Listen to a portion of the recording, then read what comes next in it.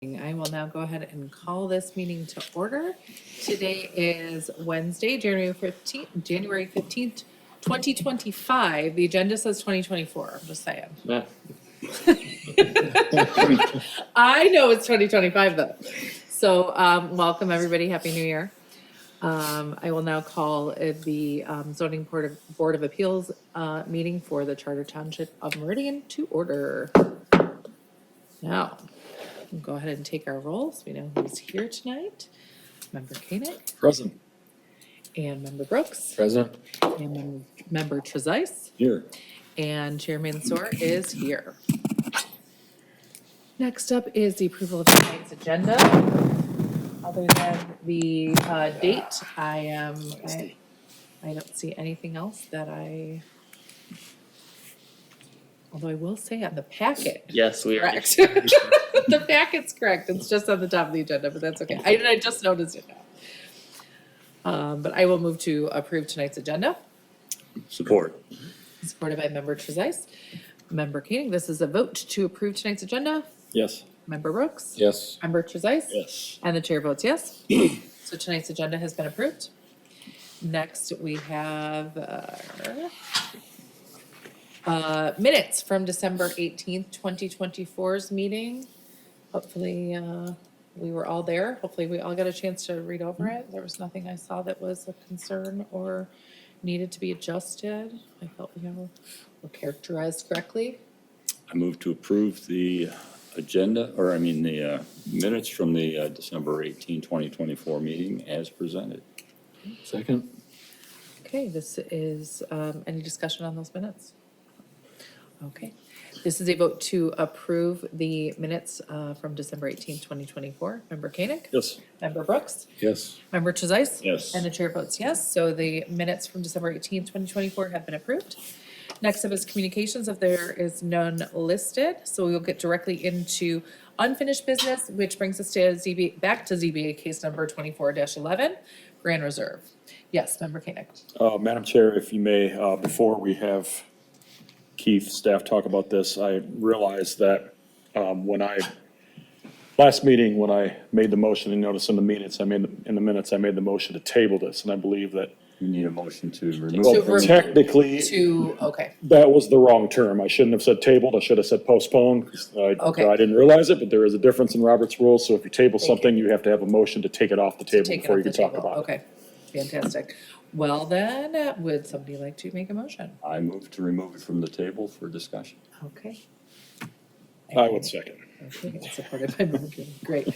This is a vote to remove ZBA case number 2411 from the table to open it back up for discussion in tonight's meeting.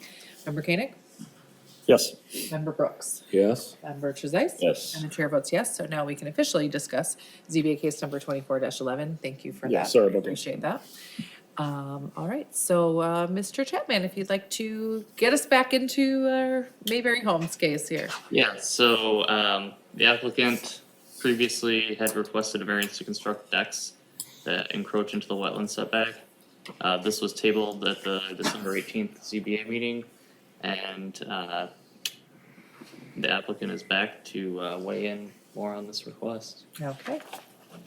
Would the applicant or the applicant's representative like to come on up? Come on up, please state your name and address for the public record, sir. Yes, ma'am. My name is Joe Schroeder. My address is 4116 President's Way, DeWitt, Michigan. I apologize for not being at the meeting last month. I was out of town on vacation. I was hopeful that it would go through. After talking to Nate, who's here representing us last month, it seems like the biggest thing that was looked at, it was just an aesthetics thing. DTN's supposed to join me here this evening, but they're not here quite yet. Okay. But the big things I'd like to take into consideration is just, I talked to Matt Diffin, the initial engineer on it. This whole land was delineated at one point in time. From an understanding with him, it was kind of an oversight that the deck should have been part of that feature. But with the units 23, 24, 51, 52, 53, 54, 59, 60, then out of the ranches, it's unit 53. The buildings themselves, which in my definition of a structure are outside of the wetland buffer. It's the decks themselves. And on some of them, most of them, it's just one post. On some of it's just two. If you look at the ordinance, or I look through the zoning supplementary regulations, if you look, bridges, docks, piers are exempt from, or are permitted within the wetland buffers. And essentially, that's what I think this is here. I just think if you go to the aesthetic standpoint, it does, I think, affect the rental values for DTN, because now you're shifting a deck and you're moving it to the side of the building, which becomes less desirable. But the bad thing about it, the reason I think we're preserving all these wetlands is for the view, so people can enjoy them. Now we've got something that's right there that all of a sudden it's off to the side. It just, I think it kind of contradicts the original intent. Then if you look at the overall disturbance, we're talking about a post. And just whether, if it was a bridge, a dock, a pier, those posts are allowed. If it was a bird feeder, it'd be allowed. It's just, I think it is denied because it comes under the term structure. I think that's what it's going back and forth on. If you can visualize these homes, I don't know if you guys know the difference between like an on-grade deck, a daylight, or a walkout. All of these homes are daylight, so that means there's about 4.5 feet from the deck down to the grade. So as far as vegetation and anything in there, that can still grow under the deck, that can still be maintained. As far as construction of these, we'd be willing to hand dig those posts to make sure that it disturbs as little as possible. But to kind of preserve the overall intent of the community, the consistency within the community, and just the overall, I think, design that was initially approved, I think it would make sense to just have all the units conform. Okay. All right. Would, did your DTN rep? Okay. No. So if you don't mind, just for sake of the meeting just continuing, why don't we, Mr. Schroeder, right? Yes, ma'am. Why don't we get into our board time, and Okay. if that representative is able to join us during our discussion, Okay. we'll bring him up and give him a chance to discuss. I will have you stay here though during our board time, just so that we can have a conversation as we go on. Is there anybody else that would like to talk on this case tonight? That's in the audience here. And if not, I'm going to go ahead and get into board time. You can stay right where you are. You're here? Yep. Okay. Yep, that way it just makes it easier as we start asking some questions. So gentlemen, anybody have anything they'd like to begin with? Everybody had a chance to take a look. I guess I'll jump in and say, from what I'm understanding, there hasn't been any adjustments made. We're just going based on what was presented. And just, because I think that's kind of where we were with with tabling, was giving DTN and Mayberry a chance to go back and kind of I can speak to it. rework something. So that's where I'm at.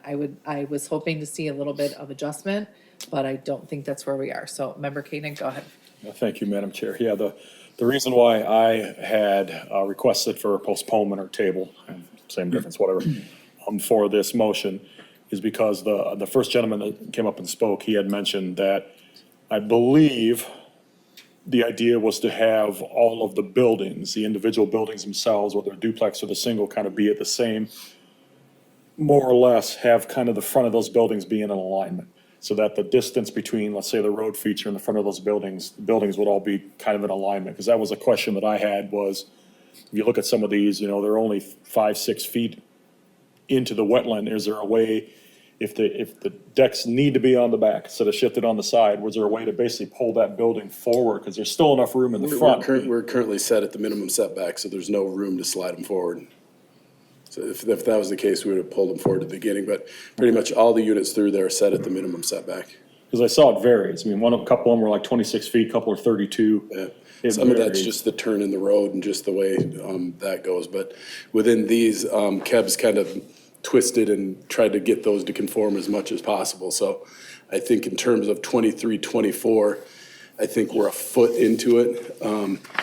and that one was twisting it and pulling it forward, so, But let me 2 feet, ask, yeah, yeah, not much. but let me ask a question then, I'm sorry to interrupt, but Keith, can you tell me, what is the, just to confirm, what is the setback in that area? Yeah, I can pull it up. Cause I'm looking So at it's a 23 condo, and it's a 24. condo development, so it's a little different. Right, It's right. gonna be multifamily. Right, Let me see if I can because find it's it. multifamily, because it's a, And the front setback typically is on a regular parcel is from either the right of way or the actual property line. This is one huge property with all these buildings being internal. right, exactly, So so the property they're gonna lines are have its way on the own, yeah, outside, but right. they're gonna have their own, rules to follow here, but that's why I'm curious, because that may That help was the me original that intent may of my help me to question. understand, yeah, a I'm little sorry, bit I don't mean better. to speak out of turn, Mr. Chair. Absolutely not, I'm with you, I think that's where I'm at also with wanting to understand a little bit more, because I know, I was hoping when I saw this, like, we'd have a little, on those, especially those ones that are like the 2 feet, like, can we? Okay. Okay, see, front yard setback, 25 feet. 25, okay, Yeah, so I'm gonna get back to, 32. and that's yard, yeah, so if you take unit 23 and 24, for example. yeah, According to the picture from, well, I mean, it's a curved part of the road, but if you go straight on to where the measurement's showing, it's 32.6 feet. right. And right now, that is sitting 2.58 feet, I believe, is what the amount of the variance is, 2.58 that they'd be 2.58. requesting for unit 23. Yeah, So if you move that 2.58, let's say, forward, granted, you don't really know where the buffer is for the wetland, it's not like anything out there is well, and, shown, but that's the best guess based on when it was right, identified. But yeah, even if you move it 2.5 feet or 2.58 feet, you're still within 30 feet from the front of that road. So that was my original, and I know the gentleman who was here last time, he couldn't really answer that question, so that was, I wanted to be fair to the applicant themselves and let them kind of take that information back. He was gonna take that information back, that's the reason why for the postponement over today, but Yeah. is that something that he had mentioned, or you guys internally He had had not- mentioned? Or not? He had not mentioned that, but my conversation with Kebs is they are set at the minimums. But I'm looking at the plot plans right now, just on my phone, and they do not have the dotted lines that I'm typically used to seeing for minimums. right. I don't know if, I mean, I'm looking at Keb's in our packet, and I'm seeing on units 23 and 24, what I'm seeing is a 32.6 Right. setback, and then on 49 and 50, from the corner of the unit to the curb in the road, 29.8. So again, that gives a good four feet of space. Again, units 51 and 52, I'm seeing 32. I guess that's, the difficult part is it being a development. And this is maybe more a question for Keith. Do they have enough room there in a development to be able to? How strict is that setback? I mean, I guess it's gotta be universally applied, correct? Yeah, it's for all the units. Yeah. For all the units, but it's 25 feet is what we're Yeah. gathered from, it looks like, The question is, where is that measured from? where's That's the issue. 25 feet measured from? I think that's a side setback, isn't it? Yeah. That's distance between buildings, so that's side. But front yard minimum, front yard setback, no less than 25 feet. Maximum coverage on lot.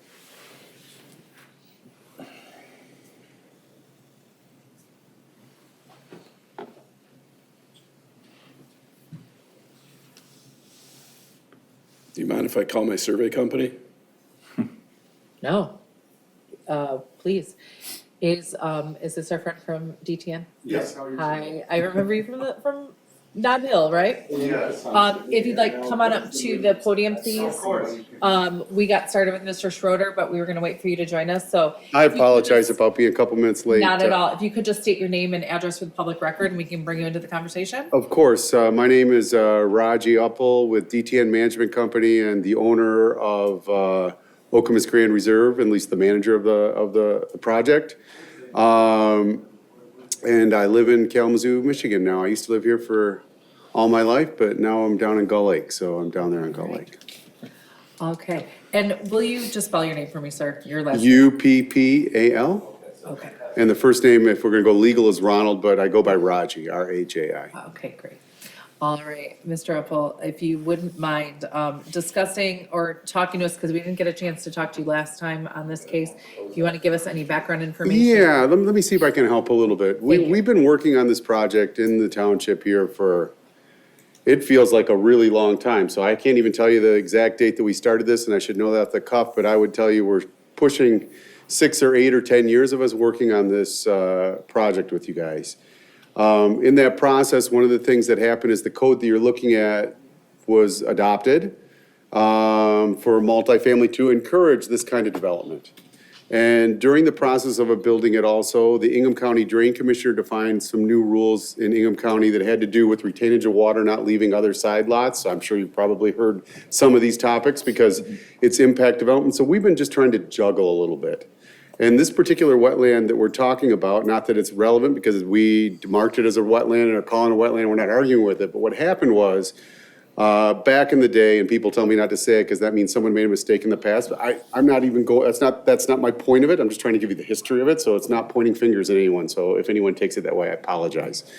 My intent of it is just history, so Roger Drobny from HDI Homes, who built a lot of homes in this area, owned the land with Martha Mertz. And they've owned that land and they helped build a lot of that stuff that's going on down there. And originally, when these roads were put in, there was some conditional things that they put this road in, they get certain zoning. And then there was it's a long history of 30-something years of this thing.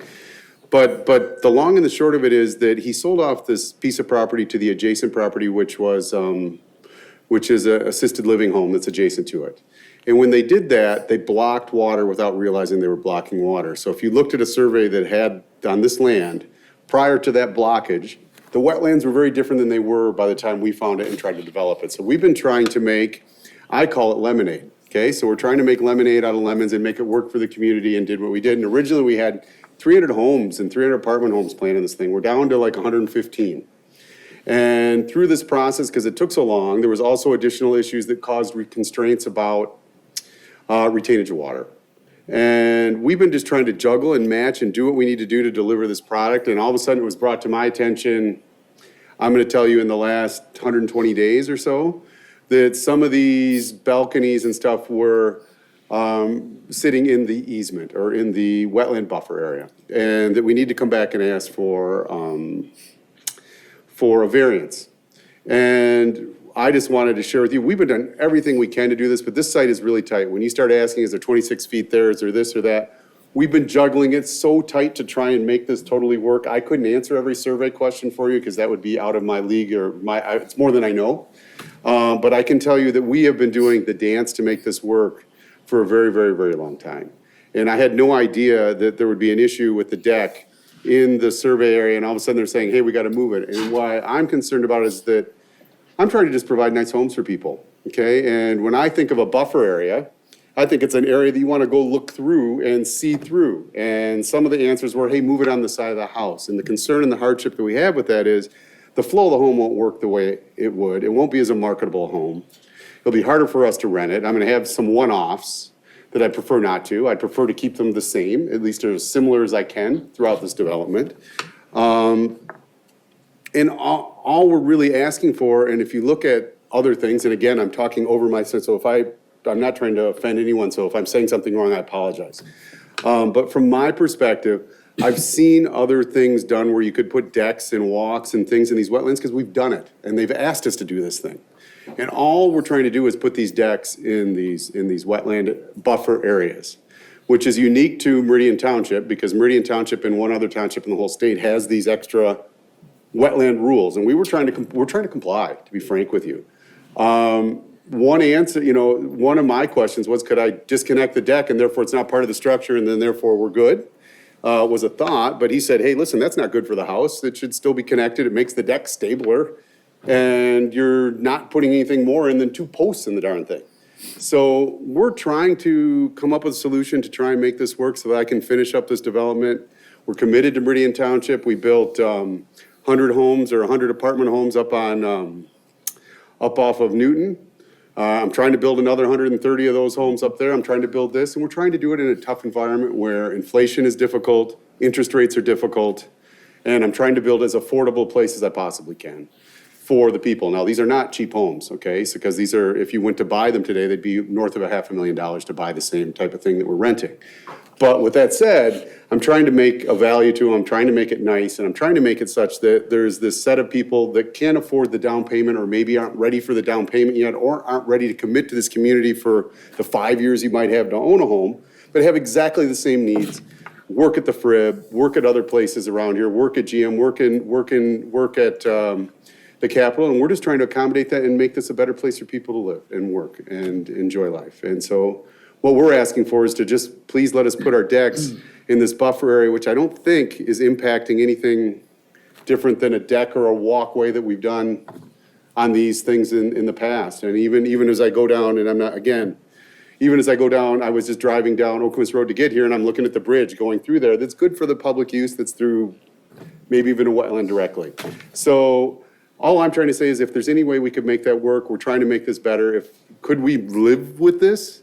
We'll figure it out, okay? But the truth is, it's not as nice a home, it's not as nice a view, it's blocking the buffer more. There's lots of reasons that I could say that this isn't a good thing, and we are just trying to balance with a lot of rules that changed while this development was getting approved. Specifically, the wetland stuff. And we've been trying to accommodate and honor what Meridian Township and protect these wetlands. So that has been the intent of this, and that's why we went from a much higher density place to duplexes and homes, and that's really what we're building. I hope that helps answer the question. It does certainly give us some background information that we were lacking last time, so that's appreciated. I do, yeah, and if you guys just wanna stick close, I'm gonna get back into our board time, so I'm gonna reopen board time and kind of open the floor up to our board members here. Member Chisholm, go I think ahead. one of the issues that we had at the last meeting was the fact that you had a site plan approved, which included putting these decks on the side of buildings, these particular decks, to avoid the wetland buffer.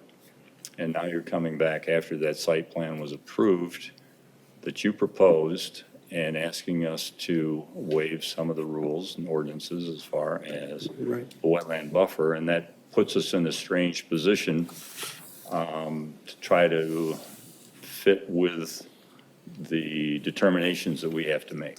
And you're not wrong. The honest answer is I've looked at these things and we did submit them, and what you're saying is absolutely correct. We submitted them and the engineer shifted them aside, and if I'm honest with you, I didn't see it, okay? And so what happened is all of a sudden they're saying, you're putting decks on the side of this building. I said, what are you talking about? So that's what happened, and it is all on me. I mean, we did submit. I'm not trying to, I'm a responsible person. I didn't see it, and I made a mistake, okay? Or else I would have fixed it then. It wasn't to hide anything. It was that I didn't catch it. And part of the reason I didn't catch it is kind of why I'm saying that history is that we were trying to accommodate so many things like retaining the water on property and things along those lines as just an example, that it was shifting enough that I just like, are we good? And they said, yeah, you're good, but they didn't tell me, look at this drawing, and if they had, and I was a better engineer than a developer or an owner of a company, I'd have caught this. I messed up, and didn't see it. And so I came back to him, and he was the one, basically, Joe came to me and said, listen. Joe's good. Yeah. Joe came back to me and said, I didn't understand this. Yeah. I didn't know, why would you ever put one on the side? This isn't gonna work with a house, and we don't even have a plan drawn for this. I mean, to literally draw a plan, I'm gonna be moving kitchens, I'm gonna be figuring this out, and it's not gonna be as nice a place for people to live. I also think to some degree, if I put the decks on the side, it's blocking the view of the wetland. If the intent of the buffer is to let people see it, okay, to some degree, putting it behind it is more supportive of that. again, not defining the rules or pretending I know the rules. I'm talking more at a citizen of Meridian Township trying to do the best we can. Does that help answer a little bit of the It confusion of that? it explains the background. Yeah. It doesn't change the situation particularly. Can I ask a follow-up? Yeah, Member Brooks, go ahead. Thank you. So in the photos that you shared in our December 18th meeting and this meeting, you're asking for variances on, did I use the wrong word? No. No, okay, variances for these specific decks. But there's other decks that are in these photos that are also on the side of the houses, it looks like. Not that I'm aware of. No, everyone's on like- the side, I'm asking for everyone's on the side to put it just behind the house. And Are could you we talking detach about it and make it a site plan standalone, not a to- structure, part of the house? You could probably figure out a way to do that too, if that helped. But it's probably not as structurally sound. This is their site plan. And yes, Yeah. there is some decks that are on this site plan that are on the side, but I'm saying I Maybe didn't I'm realize, the confused only by reason this. they're on the side is because they Right moved them there. to the side because they were on the buffer and no one told me is what happened and I didn't catch unless it. that's That is what facing the happened. other way. Where's unit Can 51 you and go to- 52? Yeah, Oh, yeah, so on 51, right next to So, 51 and 52, but so. 49 and 50 are both, they're asking for variances for 49 and 50 to pop them on the back. We're asking for variances. So 49, 50, 51, and 52 are all, One up here and there's one up. yeah. It's Yeah, seven, I think seven. what he's looking at 49, 50, and then 51 and 52. And Yes. 51 and 50 on the original site plan have them on the sides. But those are ones they're all asking for them to be. We just want to move them back so that I can build the flow so that it works the same through all the houses. Otherwise, I'm gonna have to reorchestrate a kitchen. I don't think the units are gonna be as nice. I'm just trying to make it as nice as I can for these people to live in there and not compromise the wetland anyway, because it is in the buffer area, so I'm not trying to compromise, or we're not trying to compromise the wetland. We're just trying to make this a nice livable place for someone when they come to live in Meridian Township. Well, so what I was saying though is that 49 and 50 on the site plan, so 49 and 50 are on page 24, 49 is not listed as one you want to change. but 49 and 50 aren't listed in the 50 actual is. document. It should be. 50 is listed, 49 is not. Oh, in the variance application supplement, is that Right. what you're discussing? Right. That is Yeah. an error on our part But then. that is not, and that's not on Or wait. packet, that's not on, yes, I see. Or what you're 49 fits? saying. 50 is, but 49 is not. 49 fits and 50 does not, I As it think. out, you can see the post barely Okay. fits, so they pulled it off.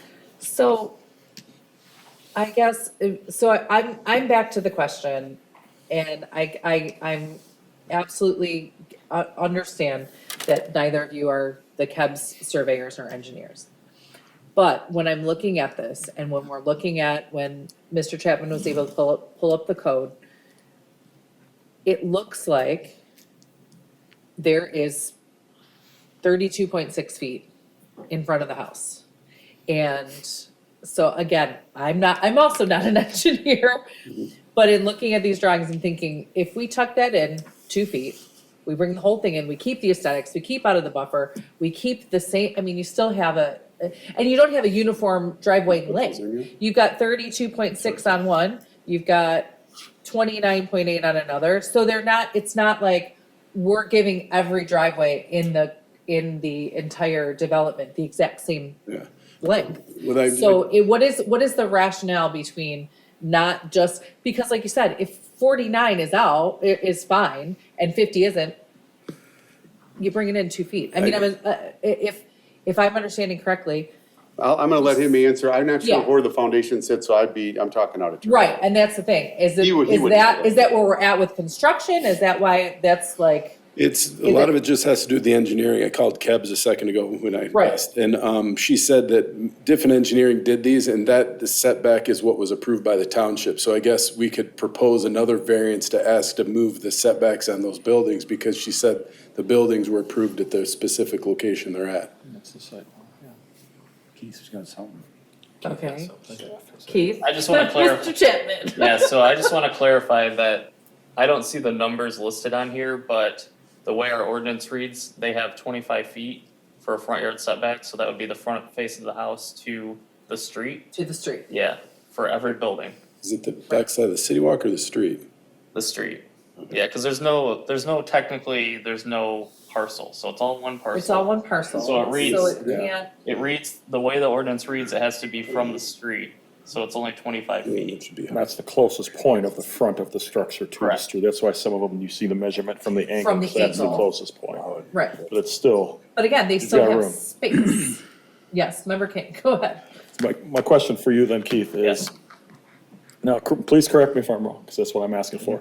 But will each individual unit require, so for instance, 23 and 24, will they require a building permit to have those built? Oh, yeah, Now, absolutely. when they submit a building permit, do you have staff that goes out and does like a zoning, what do you want to call it? survey. Not a survey, but like an inspection. Yeah, our building inspector So each individual unit gets looked at. duplex will go out and have somebody inspect it. Correct. So if somebody goes out and inspects that unit and they notice that the way it was built was not matching the site plan, what is the procedure for that then? What happens? So we would contact the developer, whoever submitted the permit, tell them that, we think something's wrong and that likely a survey would need to be done to basically determine what, that setback or whatever the issue was, to be rectified. Okay. And can the developer come in and amend that site plan? So, what do you mean? Like, Because right now, it's a binding approved site plan through either the planning board or, I'm not sure who reviews and approves. right, so if they were to site make plan. changes to this, To the actual full site plan, can they amend that full site plan? yeah, they could do, it'd likely be a minor amendment. So which is what's the just an procedure? That's just an administrative process. Administrative process? Yeah, Okay, so we look at that, in-house, basically. okay. We got one point on that. The surveyor just sent me a text that on 49 Yeah, and Mr. 50 Schroeder. and 51 and 52, if you move those forward, you're not gonna be able to park a car in the driveway without blocking the city walk. So the reason we put them where they were, and I thought that as he said it, but I didn't want to Okay. say it without knowing. The reason we're doing it is we're allowing people to park 2 cars behind their garage. So if you have a guest, you don't have to park on the road, you can park someone behind you. If you have a kid, So 2 cars Or, deep before you hit the walk, basically. so you got, Is two- that not right? too deep, but 1 car deep, so it goes garage, 1 One car car, garage, walk. 1 car in the road. drive, walkway. Okay, because that's important information. I appreciate that from Kev's because we don't have that quite visually on survey or on site plan. Member Brooks. So, but if the 25-foot setback is from the house, so that includes the garage, right, Keith? Yeah. Yeah. So it's 25 feet from there to the street. So then how wide is the sidewalk? 4 feet? 5 Yeah, feet what's- plus some buffer, plus a little so it's, Right, 10 So then and you- You're that's. 10 or 12 feet, that's why they're getting close at 25, and a car's 20, 22, pick your number, right? It depends if you got my wife's Exhibition Max, or if you got, a Tesla, smaller auto. Your little Tesla. Yeah, my little Tesla, in that How case. long is a car right? on average? Is that- It's to back off from the garage. Like, when you do a garage, we always say 20 to 22 feet for a garage inside. I try and give an extra feet to put their trash can, if I'm not gonna lie, so I think 22 feet when I think of a garage, so I'm assuming the car's 20. All right, Typically figured out. So on the generous side, a Okay. 2-foot buffer, a 5-foot walk. That's 7 foot, And then there's a little So then room between the there's- walk and the road, right? like a grass is what it is, Grass, yeah. if I look at that drawing. I mean, that's helpful to me anyway, as far as space, pulling those. And in all honesty, I don't want to be in front of your time and take up your time to do this, and I'm sorry that we missed this stuff. We did not mean to. I'm doing the best I can, and maybe I'm managing too many projects. Okay, I'll take it, but the truth is, I'm doing the best I can, and I thought we were all good, and it was a surprise. And it was really brought to the attention when he started to build them. He says, "Why in the world do you have these on the side?" I said, "I don't have them on the side. What are you talking about?" And that's how this started. Mr. Schroeder was looking at the site plan. He's doing his job like he should be, and I missed it, okay, guys? That's me. We appreciate you. Member King, One go last ahead. question, Madam Chair. Yes, please. Did you guys have any on-street parking? Did you include any on-street parking? Well, there is a way to park, I think, on the street if you want to, but we were trying, there was a lot of requests, only have it on one side.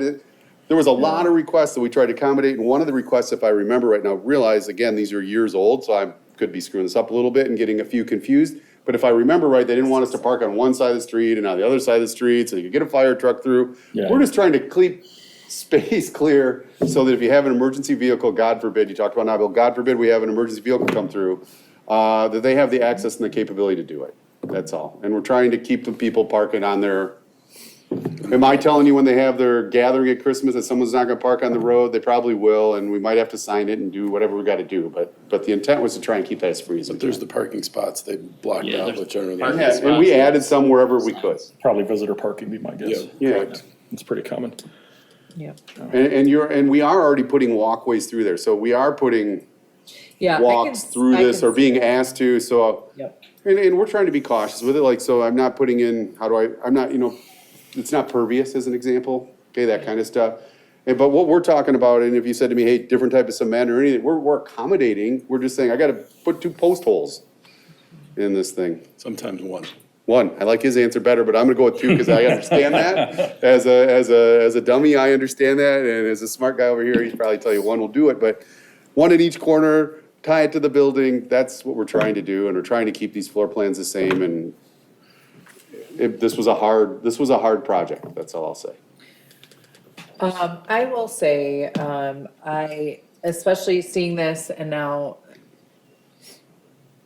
I can see where, especially on some of these site plans where sidewalk is.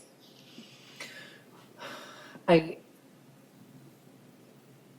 do understand the frustration of having the site plans already have been approved. Yeah. That's a problem. So that would be like my first and foremost, just as a. It is true. From our board to you, and I mean, and we have to work together a lot. So here's the thing. These things are always better if we can do them before we get to this point. Us too. And you know that, you don't wanna be here. I don't wanna be You here, and I to don't be wanna waste your time, to be honest with you, I screwed up. So I think that is, I will chalk it up to an honest to God mistake, but it's a mistake that I think what Member Trezise was kind of pointing out is something that if it becomes a habit is where the township is really gonna get in trouble. Yeah. And where we could really find ourselves being in positions where, well, DTN gets to get loose with site plans, so, we just kind of, we just figured you would just kind of, let it slide, or like Member Koenig was asking, what's the process? Oh, just amend it, but we're doing this the right way, we're in front of the ZBA now, we've got to figure out how do we this is a small amount of work to get a large amount of Valid. housing. So, Member Trezise, go ahead. For Keith, would you please pull the site plan down a little bit so that we know the other way, so I can see 58? Oh, this way? Nope, No, now. pull it down, there we go. Okay. I couldn't see that deck and couldn't see if it was intruding or not, but it isn't on the list, so I thought we'd take a look there. It's fine. Yeah, the post is. I think that was one of those that we thought about last time too, that it looked like it was getting awfully close, but Right. but seems like it's just that 59 and 60 where they were on the side that needs to come back in. Well, and 51 and 50 and 49. 50, 49, yeah, and then on the other side of it there. I have another question. Member Brooks, go ahead. It looks like 49 and 50 are pulled towards the street a little bit in the site plan.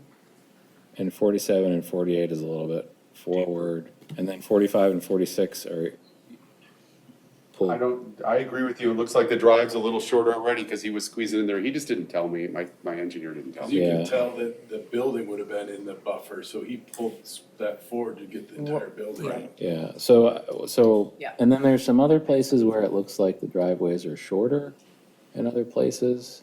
So, You're not wrong, there's some that are shorter and longer. and based on And where they are in the curve, probably. where are these, most of these variances, or it seems like, or at least for 51 and 51, it seems like the place could be, maybe it can't be pulled back, but I just don't know that I buy the argument that the driveways are that long. I looked up the average length of a vehicle is 14.7 feet in the US. And a minivan, which is what I drive, is between 16 and 18 feet, which is one of the largest vehicles you can drive. And By there's the way, also, there's other places in this design where it's like the decks aren't like, and they have been moved somewhat.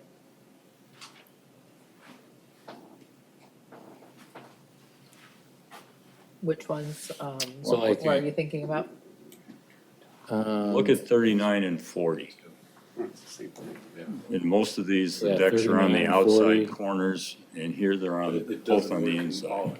Right. Or one is, I should say. One So is. 30 and 40, units 30 and 40, I guess the question is, like, there's some, is it that this site plan just works to get everything in as much as your engineer could get in, and then we're going back and looking at it and saying, wait, 39 and 40 doesn't make sense, why are we putting the decks this way when we've got all the decks on the outer corners? Honestly, I relied on the engineer, asked everything okay, and you'll see those little squiggly lines? Yeah. Those were the swales and stuff that started going in there, and so, to retain the water, but that makes it less usable on the backyard for the resident, because they're gonna have a little swale in there, so I'm just trying to Right. give them a place to relax and I enjoy think themselves. That's an error. All the decks are in the same spot, so 39. They're on the outside corners. Yes, that's Right. not, That's a mistake too. yes. Right.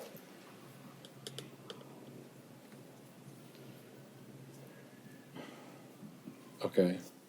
So, all right. So I guess I also feel like we talked through a lot of this stuff last time. And then we're seeing the same thing this evening. And then the request in the actual packet is for the wrong unit. Which one? Or you don't even have one in there that you're requesting, which is 49. No, if you look at the paperwork submitted, Kebs was able to, the edge of the deck goes in, but the post is out of the buffer, so that's why they withdrew that one from the application.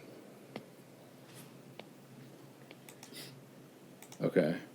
Okay. Because it's an overhang, not Not the a post. post. Oh, But there are other ones that we're gonna require a variance that are not included in this packet, like Right. 54. yeah. So Staff pointed that out at the last meeting as well.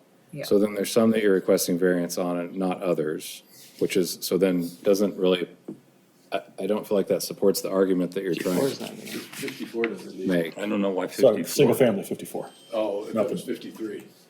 54 on this, on one of your pages in here, it appears, in the packet, it looks like it's gonna have to require a variance as well. No, oh. It's hard to tell. It looks like that hits the corner of the deck, the post is back a little bit, so I don't think that's. If you look in the packet, Right, we're saying on Keb's, engineering So survey. you're saying we don't have this right, is what you're telling us? We screwed Well, up. we're saying you're gonna It's- potentially it's- have more. It's a question. There's because- how There you many go. are there, Joe? I know of 7. See the one there on the We left? think there are 7 to do. Yeah. Okay, And if we got our paperwork screwed up, we should fix that, and I, again, apologize, I, wasn't trying to mess up. And maybe 52.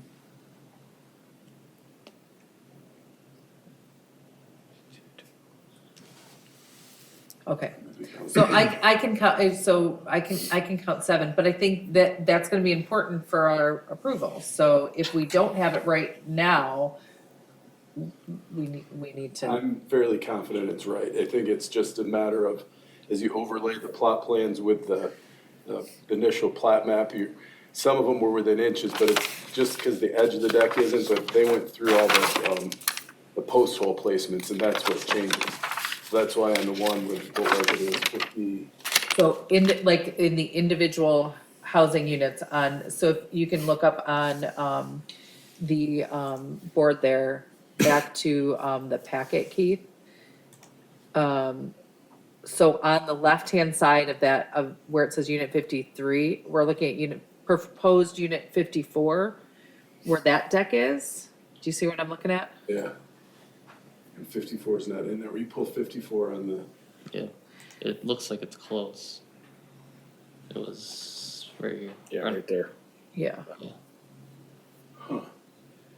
And see 53, and this is a problem we had Didn't even with, have it on with the, it doesn't even have a deck listed on it. Yeah, The For inside, the- it's on the Yeah. other side. So of again, it. that was it was an oversight, but 54, that's, I mean, from the survey drawing is even different than the site plan. Right. But it looks like because the deck's on the opposite side in the survey, No, but there, if you look at it, all the, I don't have a range plan with me, but all the decks should line up behind the driveway. That's Yeah. what's consistent. I think the survey's So just I wrong. think that okay, that's wrong. survey is incorrect. Yes. Okay, okay, that's helpful. Then I count 7. Then if I'm we- counting 7, which is what is Proposed. proposed. No, 6. 6 is proposed. 6. That would have been your 7. Maybe we should. That would have been 7. Yeah. We need to just information.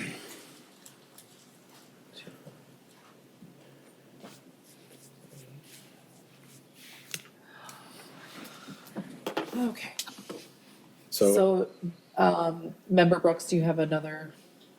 I just wanted to, I was just gonna comment that as things currently stand, I'm not gonna vote to approve this as it currently is submitted and what we're looking at. Okay. Thank you for sharing. Thoughts on criteria? Member Koenig? My only other thought would be, I know there's some confusion because even like the surveys don't match what the site plan is because there were some errors, and I appreciate the backstory and the history. I think It's very what you, helpful. yeah, what you gave helps paint the picture of this and that. I know that in front of us tonight is the variance request and not dealing with the site plan. But I would highly hope that, I would highly recommend per se that developer goes back and tries to update that site plan and amend the site plan to make it match. So that when we have these variances in front of us, at least we can see that matches the site plan. Sounds like it's a pretty simple process. If it's just administrative, you don't have to go through a public hearing and all that. Right. But with that said, we're still stuck on the variance and, yeah, it's hard for me. I don't know if I'm to the point where I'm ready to, say yes or no per se, as one of the other members are, but I'm still kind of stuck on, this isn't matching the site plan. And I would hate to have you guys start building these things and then you submit for a building permit and then the city comes back and says, oh, this doesn't match, you gotta do something. Oh, sorry, you gotta tear this out. Or you gotta completely move that structure because it doesn't match the site plan. To me, that's way worse than coming in for a variance. Right, Otherwise, okay. they're not even gonna approve, that building permit. You're not even gonna build that thing. Yeah. So, Casey does a wonderful job at that. They won't issue building permits, so it won't even get to the point of being able to build the structure. Right. yeah, so I hate to have that happen. So that's why I was recommending if at a minimum, if you could come in and amend that site plan, so at least it matches what you're proposing as far as the variances, so that these individual kind of unit plans or site plans match the overall site plan. I think that would kind of lessen some of the confusion. However, that's not what's in front of us tonight. So I guess if I understand that correctly, so if this is approved, we can go through and have the site plan redrawn to reflect the changes, but right now the site plan's drawn the way that it's approved, so as far as resubmitting, if this is approved, we can have that redrawn and given to the building and planning departments. Right now, it's not approved, so that's why it is the way that it is. Does that sound correct, Mr. Chapman? Yeah, so eventually, once this whole process is over, we'll get an as-built for how everything is built as is. Okay. So that's not really an issue. It makes it more confusing for this. Yes, I process. get you, yeah. It makes it an issue for this process. Member Trezise. well, the other thing that if they do a revised site plan at this point, our building people can look and make sure and identify exactly where they need variances. Right. Because we've still got some confusion looking at the existing site plan as where some of the variance might need to be. Right. And we can get it right in one move rather than coming back again. Because these, so, you know, these building permits, most of them are held up because it was not conforming. So have all the paperwork in, but they have not released the building permits because we were waiting for this, hearing to see if we could get the variance approved. And I'm gonna touch on criteria, because I know where Member Brooks stands, but because we have a four-member board at this point, we have to, the other three of us have to agree or it doesn't get, that's our quorum. So we have to, and I think it's only fair to them also to go through the criteria and make sure Sure. that we're being, just in that way. And I think that that'll kind of help us to steer the conversation in the way that it needs to be steered, so we can focus on what we need to do to be able to approve or to deny. So, criteria number 1 is unique circumstances exist that are peculiar to the land or structure that are not applicable to other land or structures in the same zoning district, and these unique circumstances are not self-created. I know that I apologize for the laughter. My candor is getting the best of me today. But some of these issues are self-created. The site plan is an issue. We know that mistakes get made. I absolutely am not gonna ever say that mistakes don't get made. There's a lot of moving parts with a development like this. However,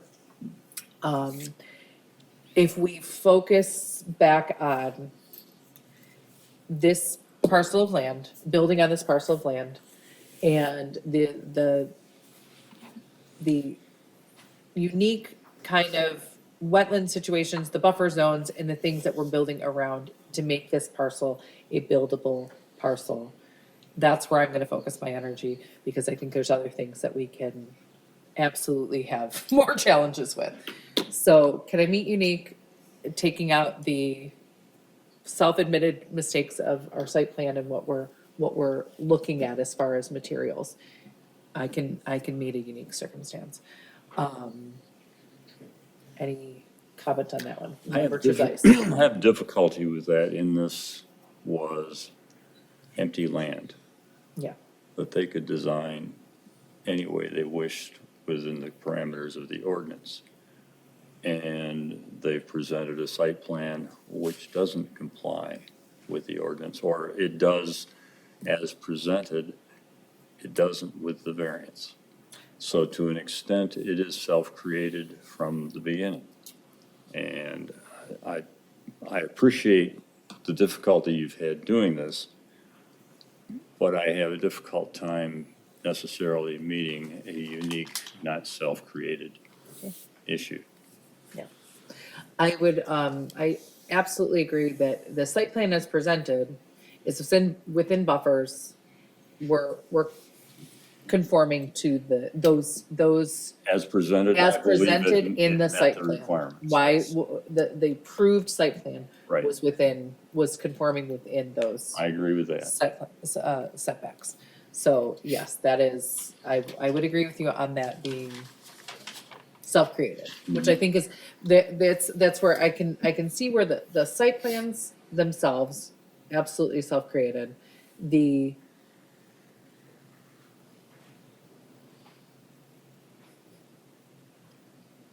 Yeah.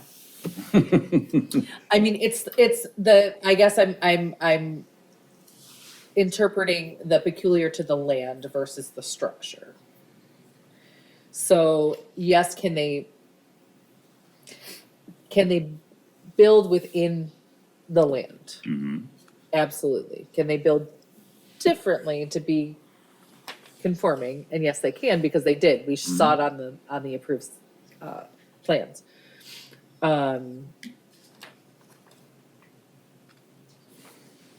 But I do think some of these challenges between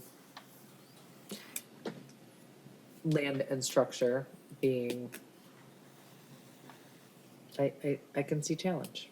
I can see where you want to keep the view, you got to keep within this setback, you got to have it, this amount of feet in the front of your house, you got to have this amount of walkway of, I mean, I can see where there's a lot of moving parts, and it's a big development. So that's a lot of parts to juggle. I can see that.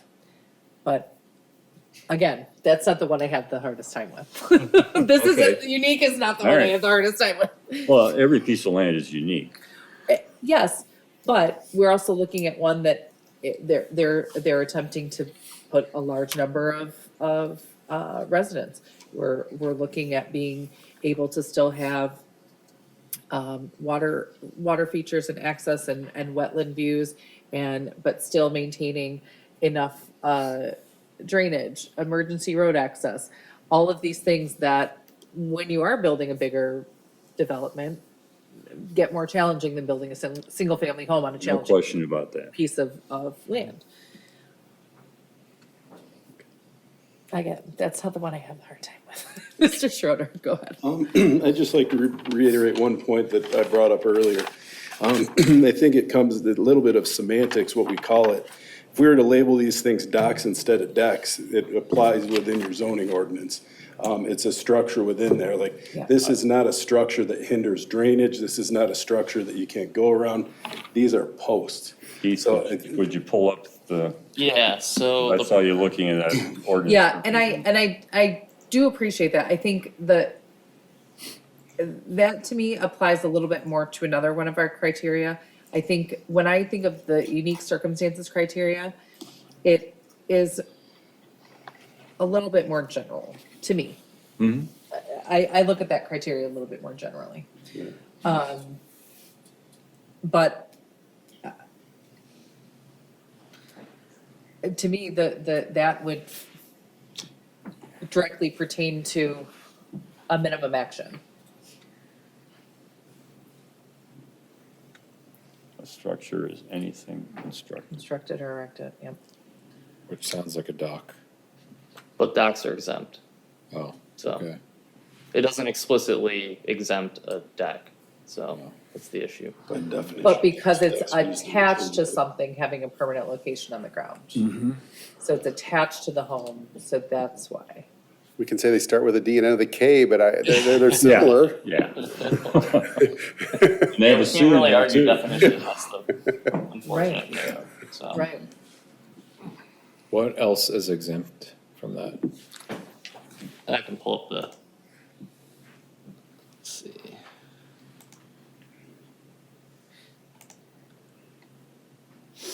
And you guys, I am embarrassed that we're up in front of here, and I apologize about it. That was never our intent, was it, to come and do this. Yeah, no, I mean, and I mean, you work with the township. The hardest part about this is, and especially with our wanting to preserve and protect those wetlands, is a very large part of our current code of Yeah. ordinance. That's something that we have to talk about a lot, and you have to deal with a lot. And we But you value don't. that. Yeah. Okay, we honestly value and try to honor it. And it screwed is up. part of wanting to build and have that be a feature for a home.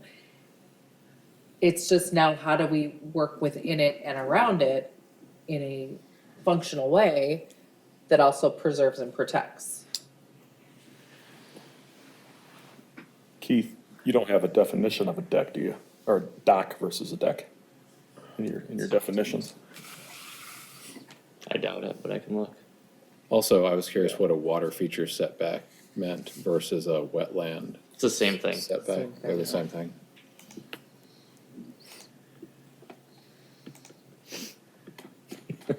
Is my kid Your asleep? child's snoring, yeah. Okay, sorry.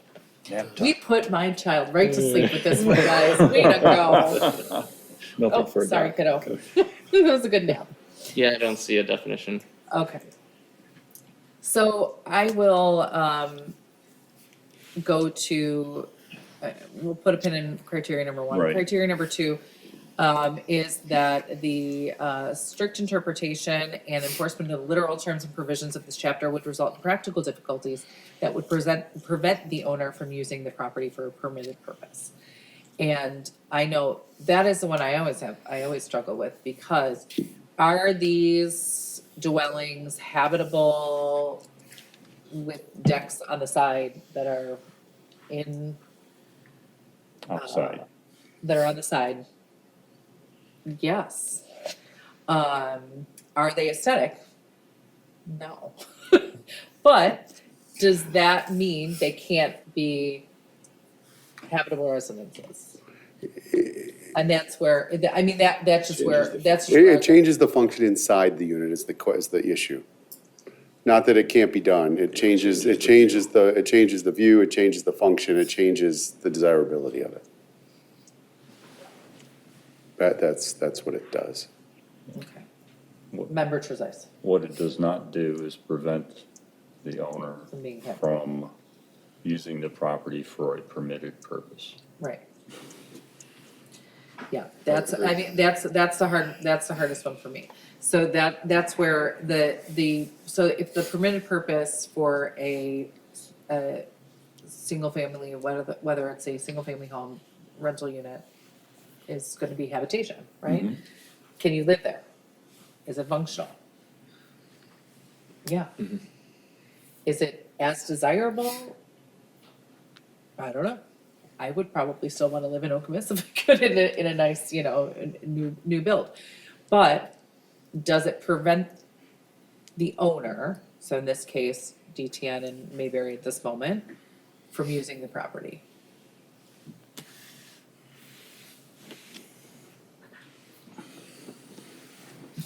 These guys are not giving me anything.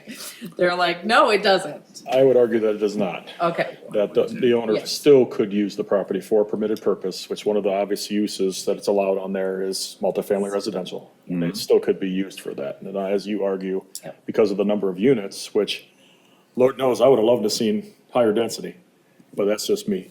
But because of the density they're putting Right. on there and because of the specs with the deck and going back to number one, right, that's very gray, unique circumstance for the property. Yeah, maybe it has an excess amount of wetlands that create difficulty, it's kind of a right. gray area. Again, However, yeah, I truly believe that property could be used for the permitted purpose. yeah. That's, criteria 2 is where I'm gonna struggle. Criteria 3 is granting the variance is the minimum action necessary that would carry out the spirit of the zoning ordinance, secure public safety, and provide substantial justice. For criteria 3, I think that's where we're talking about, we got posts in the ground, guys. Like, is that an issue? Is that a minimum action? I would argue yes. I know that I'm probably going to have No, some- you're probably right. We have Minimum posts in the ground. intrusion, yes. We've got, and we could, Mr. Schroeder said, we can hand dig those posts, guys. We could put it in that variance that we can hand dig those posts. We could add that as part of our, requirement. So that I can meet. Criteria 4 is granting the variance will not adversely affect adjacent land or the essential character of the vicinity of the property. I could also meet criteria 4. I don't think it's going to adversely affect the adjacent land. We've talked about the desirability. We've talked about how this would aesthetically and function and making this development in and of itself a desirable place to be and positively affect that area that has since 30 years been undevelopable. Criteria 5 is granting the variance will be generally consistent with public interest and the purposes and intent of this chapter. I can meet that, but I say, Another gray one. are for we, me. are we meeting the public interest, which is protecting the wetlands for the sake of aesthetics? Yeah, I Yes. think Which is nice. my issue there is the intent of this chapter. Yeah, And the township does encourage denser developments. This will leave a significant amount of open space in their overall design because of wetlands, because of open land. So to the extent that we're looking at the building code and the desires of the township, I think this probably meets that. But if we're restricting it to the zoning ordinances, that makes it more difficult. Yeah. Yeah. So, That makes it more difficult to for say us they to meet meet. it, yes. the, yeah, I have a comment here too. yeah, Member Brooks?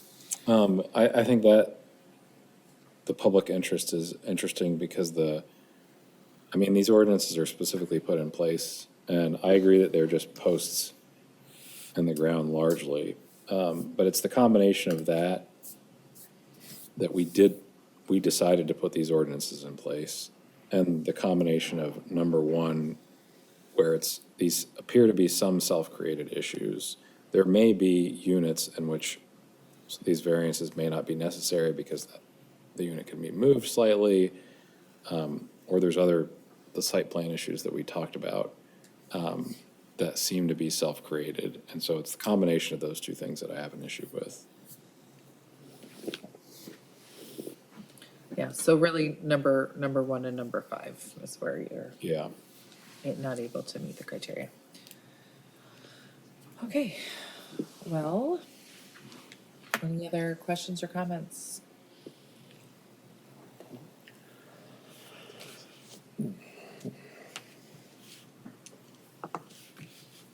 I mean, I will be frank, what I'm hearing and what I'm sensing from my fellow board members is that this likely is not going to pass tonight. So, in the interest of keeping this moving, Yes. is it a situation of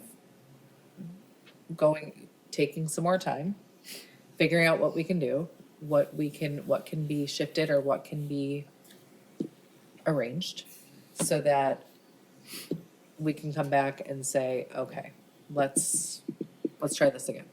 Because I think that's what, for me anyway, that's kind of what I was hoping for tonight, was that we had this pretty similar discussion the last time we met on this case. Similar, I mean, we're more in the weeds now than we were, sorry, wetland pun not intended.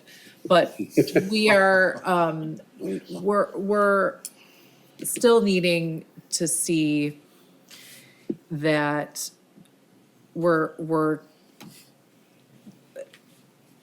didn't see any action, I guess, is what I'm sensing. There was no action taken. So absolutely, where I am compassionate to say the site plan was a mistake. Yes, you guys approved it. But it was a mistake, and we need these things, and here's why.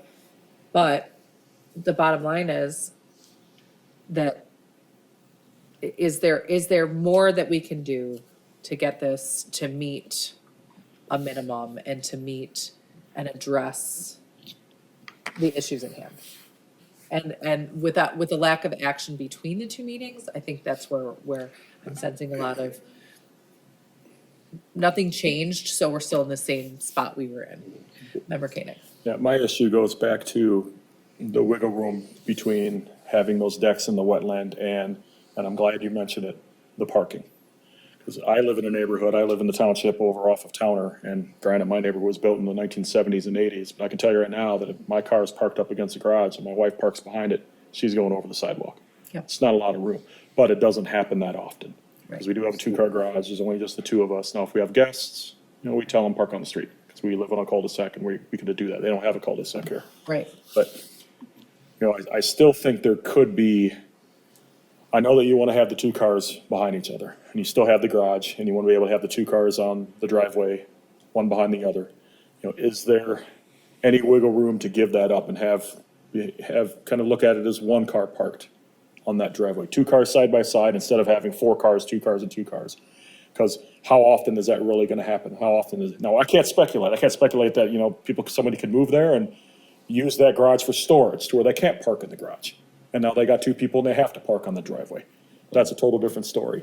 But to me, that is the wiggle room that goes back to what you were saying. If the code says they have 25 feet, I still think they have an option to move some of those buildings away and closer to that 25 feet to be able to get those decks out of the wetlands. Right. Or if they were within the 25 feet, I would much rather grant a variance for them being closer to the 25 feet than being in the wetland because of the intent of the chapter. Right. But it's obviously not up to us. If they come back to us and say, we're steadfast, we want 2 cars in there, not going to the sidewalk, we're not gonna budge, then we have to base the decision on what's being presented. Absolutely. But, and because the first thing I thought of was, I think we could postpone this again and see if they'd be willing to do that, but I don't want to keep dragging this out for you guys. By the way, he has to keep building, so I'm not here to dispute that, but we are trying to make lemonade, is what I'm trying to do, you guys. Yeah. Correct. And We know. we're trying to work within the Exactly what I'm confines of saying. I making don't wanna lemonade keep- and. Right. I don't want to keep postponing.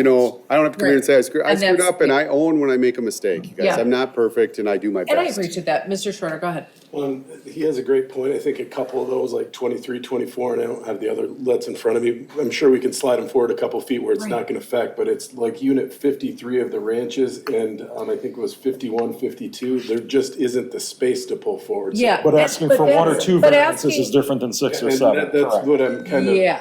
proposing, Yes. is there a way to kind of strike a common ground where we can keep them? Because the big thing, I've been building houses for a long time. Yep. Sure. The biggest thing that I hear is it's not the one that moves in that has all the information. It's the second and third homeowner where they're like, why'd your builder do this? They Why screwed is this it so up. And close? like, Yeah. all of a sudden this stuff you never get away from it. Yeah. And it's just like, I just want to do the right thing. And I think overall for the community, how it looks. And I think if we all just get above it all and look at all the different angles, I think the best thing to do is pull a couple forward and grant us a foot or so in a couple of the other ones. Because some of them where that buffer's right up to the back of the building, we're stuck. Yeah. Yeah. And that, to me, that feels like, okay, but that's action. I guess that's what we were. And we weren't here That's- for the first meeting, the two of Yeah. us weren't, so it probably didn't help. Exactly, because if we had this conversation with the two of you last meeting, we would have said this, and we would come back this meeting and said, oh, okay, we can see where it was shifted. So I guess I'm either looking for or trying to find a solution where we can give them, I mean, I don't like having a lot of unfinished business. These gentlemen know. I'm not really one for unfinished business. I like to wrap it up and either approve or deny. But I have a feeling that, and I guess I would ask my fellow board members, if there was more action taken, if there was more move to create I guess changes. I can answer your Member question. Trezise, yes. If they can reduce the number of incursions into Yeah. the wetland, it's something to look at. Okay, more it's something that you would consider. Okay, I would agree. okay. The other And- thing I raised at the last meeting, and you were here, is I'm somewhat concerned about putting treated lumber into a wetland buffer zone as opposed to a different type of house that may not degrade and cause pollution to that wetland area. And just for something to think about, I don't know what it would be. I don't know if there's something else that could be used that might be a little less intrusive over time than a treated lumber. I can propose a question. I'm not sure off the top of my head. Okay, and that's all I'm asking for your consideration on that. That's all. We're here trying to work the I best know we you are. can, and that's the truth, and I was trying to fall on the sword, because I honestly, the end of the day, the buck does stop with me. But I do want to make it better, and we're asking for help to do that, and our intention wasn't to come in here and, this was not a, let's put them on the side, get it approved and come back here. It was, we had a couple engineers, it took a long time to get this job done, and maybe my attention drifted at some point. Okay. And I can certainly appreciate that. I think that we're also trying to find a I feel that. solution and trying to come up with a way that we can satisfy the criteria that we have, because ultimately we're held by that. And by the way, we're proud what we're doing in Meridian Township. We hope we're making it better. And part of the reason we don't have higher density, some people asked us not to, right? So they asked us to have half the single-family homes. That's why half of them are single-family homes.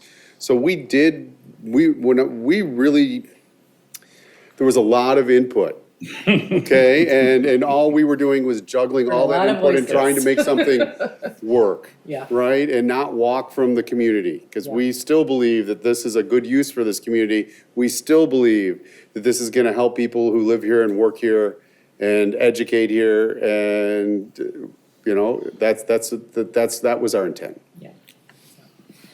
And I see that, and I think that it does feel like we could come to I think if the developer was willing to at least look at some of those buildings and move them Yep. forward even 2, Yep. 3, 4 feet, I think that would even Yep. strengthen number 3 as far as a minimum action taken. Absolutely. Not that it doesn't meet it now, because I think number 3 was the one that we probably all can agree on, or at least the majority of us can agree on, but I think Right. that would strengthen that one even more, because Yep. it would reduce the number of those variances, as Member Trusais said.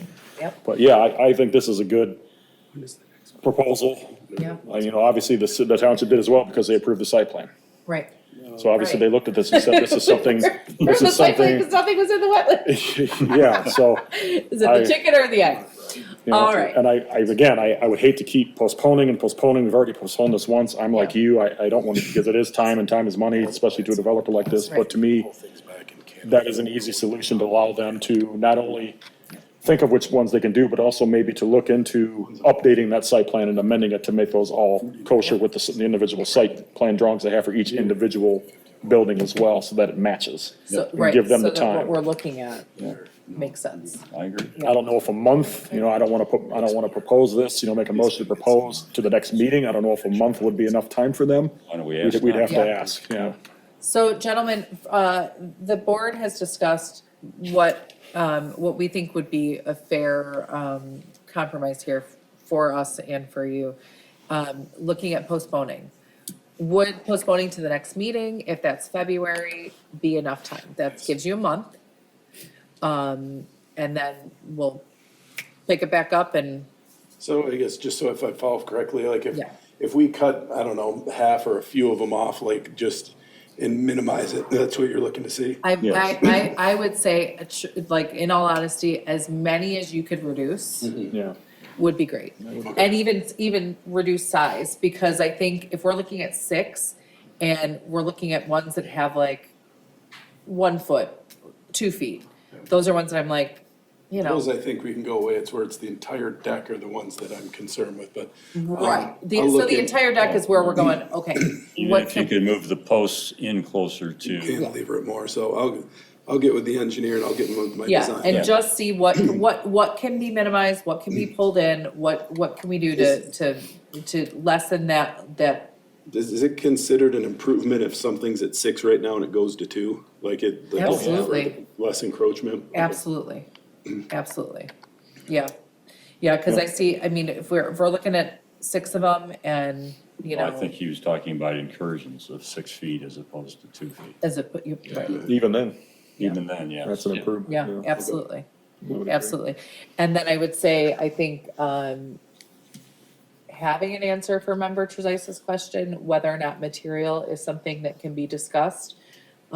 Because that might say that even those ones that are in that 6-7 foot range, but look, not only are we only putting posts, we're gonna hand dig these posts, we're able to use materials that are gonna be, More sustainable.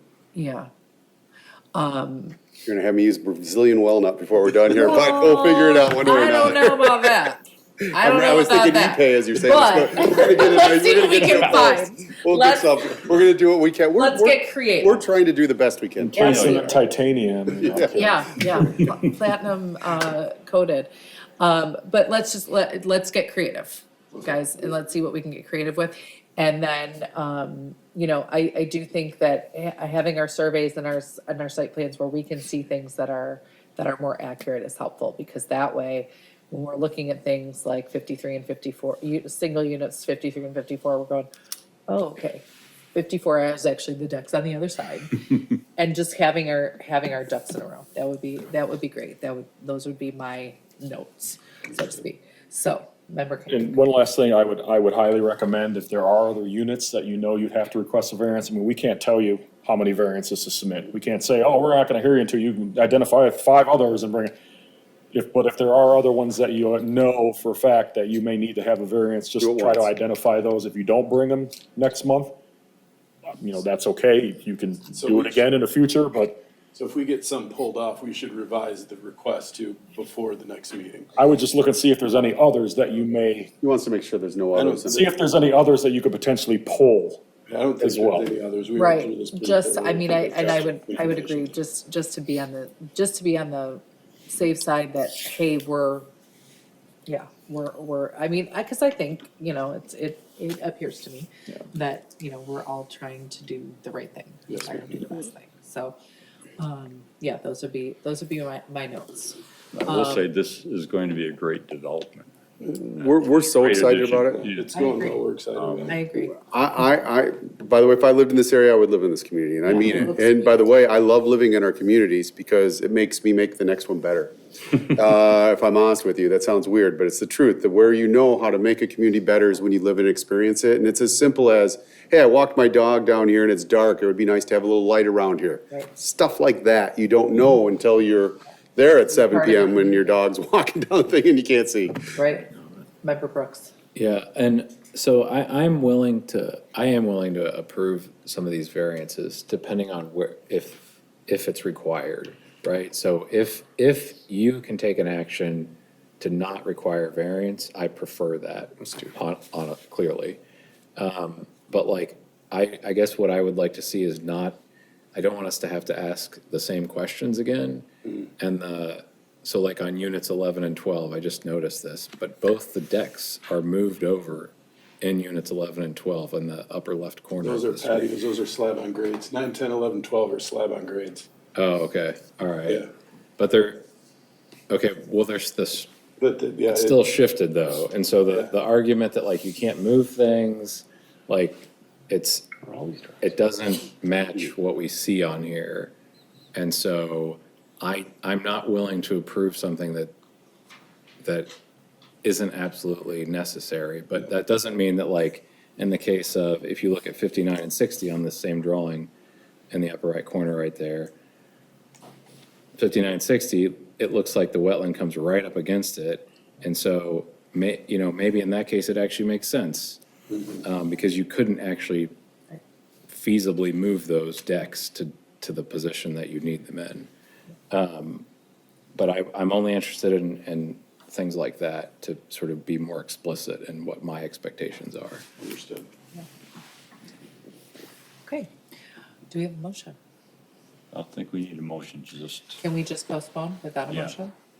leave it on. I think we need a unfinished motion. Yeah, business. you gotta have a motion. We gotta have a regardless. motion Yeah. to postpone. If you postpone, you don't have to take it up like the. We don't have to untable it, but we still need a motion. Yeah, that was my mistake last time. Yeah, I that's all used the right. turntable. That's all right. We've used that before, so it's just another, one extra step, one extra vote. Madam Chair, Yes. I guess I will make the motion to postpone ZBA case number 24-11 for the Grand Reserve Mayberry Homes until the next meeting, whichever meeting we have, whatever month it is, next available meeting that we have, because we may not have one next month. Was there one in February? No. Well, Well, it would be next We month would- if they're on it they correct, would so be. the next meeting, That would be the case, Yeah. yeah. that's true. I'll support. All right. So this is a motion to postpone to ZBA case number 24-11 to February 2025 meeting. Any discussion on the motion? Technically, I don't think you can discuss a postpone, or no, you can discuss a postpone, but you can't discuss a table, sorry. All right. I'm all screwed up, I'm sorry. He's been I reading looked his at Robert's rule this again. morning, He's been yeah, reading I those have. Robert's rules I again. am. Okay, this is a vote to postpone, ZBA case number 24-11, member Koenig? Yes. Member Brooks? Yes. Member Trezise? Yes. And the chair votes yes, so your case has been postponed until February 2025. I would tell you the exact date in February. The 19th. Thank you. Thank you. My Google Calendar did not pop up this now. Okay, so to February 19th, 20. Thank you for your time, and I apologize And about coming back. we look forward to having the conversation and appreciate your willingness to work with us. So, We're trying to do the best, and thank you for your help. yeah, absolutely. Thanks, guys. Okay. And that, on that note.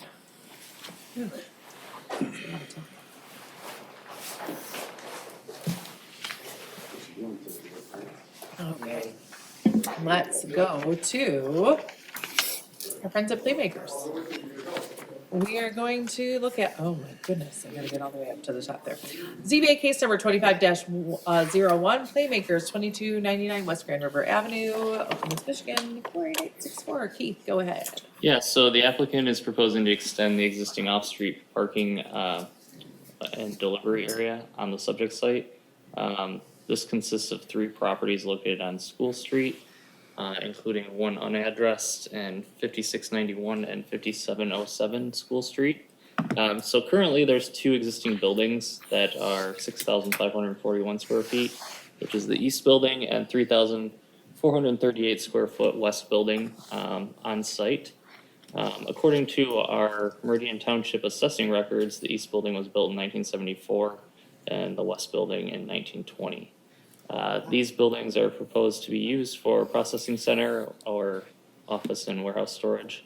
The subject site in total is 2.28 acres in size and is zoned C2 commercial. So what the applicant is proposing is to extend the paved parking area that's adjacent to School Street. The existing driveway entrance will be closed, and a new paved drive towards the south of the site will serve as the only point of access. Paving will be added to the north of the parking lot to accommodate delivery trucks turning around. So section 86-756-11 requires that a 20-foot landscape buffer consisting of a vertical screen, masonry wall, plant material, a landscape berm, or combined thereof, as appropriate for the site, no less than 3 feet in height, shall be provided to screen the parking area from view along the entire length of this buffer strip. So the applicant is proposing to pave up to the property line, so a variance of 20 feet is requested. That is, I'm not sure exactly where that info, did that come from the KEBS or from the site plan? Because we would actually, from what we saw in the site plans, it's a 9 feet 8 buffer in between. This is. Oh, up there, I'm Yeah. sorry, you're talking about up there. Yeah. Yeah, All right. so right here is 9.8. 9.8. Here is 0, Zero. yeah. Okay. Thank you very much, Mr. Chapman. Would the applicant like to give his name and address to the public record so you can talk on this? He's ready. He Yes. knows us. He's ready. Let's go. I am Andy Marsh. I'm one of the co-owners of Playmakers. I live at 6499 Perry Road in Meridian Township in Hazlet.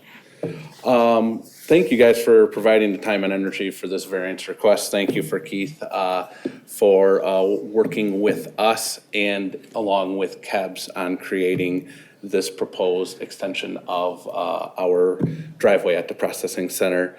Again, we are looking at, so I guess a little bit of backstory on this. You guys know the story about the 3 properties. One note on the 3 properties, we are in the process right now of combining those into a single property. I believe Keith said that has already passed the township and has been passed on to the county. There was some easement issues with that, and it was suggested by Keith and Brian Shorkey that that would be in our best interest just to have all 3 properties as a single unit. So Playmakers purchased the School Street facility in December of '23 and turned it into our processing center along with using office space and internal meeting rooms. With regards to the processing center, we receive our bulk shipments over at that location, process them for our various sales channels, and then pass them along to those channels. Part of this process is often receiving freight. A lot of times it comes on, like if you think about a Penske, a 26-foot rental Penske truck, something that size, and the current driveway has room for that size truck. What we're finding more and more is we are actually receiving that on a full semi. So the existing driveway at that location cannot accommodate that full semi. So when we get a full semi delivery, that semi parallel parks on the side of the road. If you think about someone doing a delivery down in East Lansing on Grand River, what you would see down there. And then we will drive our forklift from the processing center out and unload it 1 pallet at a time. Safety is our main concern here. When we get that semi, we park it in a spot as close to the side of the road as possible. We place cones and designated spots to alert the cars that we are actively unloading. Cars can still get by us, but we are driving a forklift out into the road, pulling pallets out 1 at a time, crossing the sidewalk every time that we go back and forth when we do this. So again, safety, that's our main concern. Safety concerns for the pedestrians utilizing the sidewalk. We are very cognizant. We are right next to an elementary school. We are next to a middle school and next to a high school. from my standpoint as an owner of Playmakers in our ownership team, all of us actually, the what we call our third generation owners, we all have kids in Hazlet schools, so we know very well those concerns. Safety concerns of vehicles driving, that is why we utilize the cone. We drive a big yellow forklift. Safety concerns for our team. We have an awesome team and we really take their safety to heart. And then finally, unloading in the road creates an extended time that semi is on site. So it does take longer to unload it than if it was closer to the building. From a Playmaker standpoint, we're extremely mindful of the students at Rallia, the middle school and the high school, and plan deliveries around those pickup times. So we do not allow deliveries early in the morning. And after 2 o'clock, we pretty much stop deliveries at that point as well.